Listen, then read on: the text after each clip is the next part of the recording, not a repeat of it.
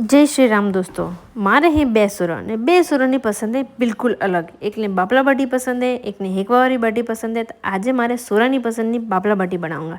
Any वास्ते जुएगा 1 cup auto. तमे तमारे घर में जेटला लोग है एनी हिसाब थी बनावी शको। जेटलो आटो लंगा एनी थी आधो बेसन लंगा, एनी थी आधो आपणे लंगा सूजी। हवे नाखंगा कूटेला धणा, स्वाद अनुसार लंगा आपणे मेटो, थोड़ो सा नाखंगा सोडा ने नाखंगा पीसेली हींग। पीसेली हींग थी बहुत अच्छो टेस्ट आवे ने मेन इम्पोर्टंट चीज आने नाखंगा आपणे अजवाइन, एने हाथ थी क्रश कर नाखवानी ने खूब सारो नाखंगा आपणे देसी घी। 1 चुटकी नाखंगा हल्दी ने पसे सबन अच्छी तरह थी करी दूंगा मिक्स ने थोड़ो थोड़ो पानी रेड़ीने सॉफ्ट आटो गूंदूंगा, न ज़्यादा टाइट न ज़्यादा सॉफ्ट।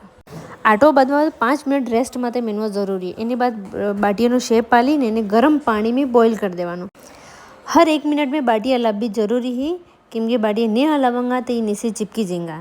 बाटी ने 10 से 15 मिनट अच्छे गर्म पानी में बॉइल थवा दो। पस एने गरम पानी थी निकाली ने 4 टुकड़ा में काढ़ी नाखवानी। पस देसी घी एक साइड गरम करवानो ने एनमें तरी नाखवानी।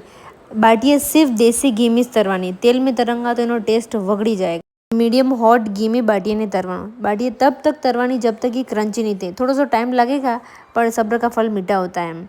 बाटिया तराई जाए बाद साइड में टिश्यू पेपर में निकाली लेवानो। गरम गरम दाल फ्राई आते बाटी को मजा आ जाए।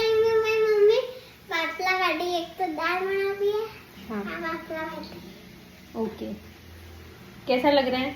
अच्छा। अभी और रेसिपी बोले मने फॉलो जरूर करवानो। Bye bye.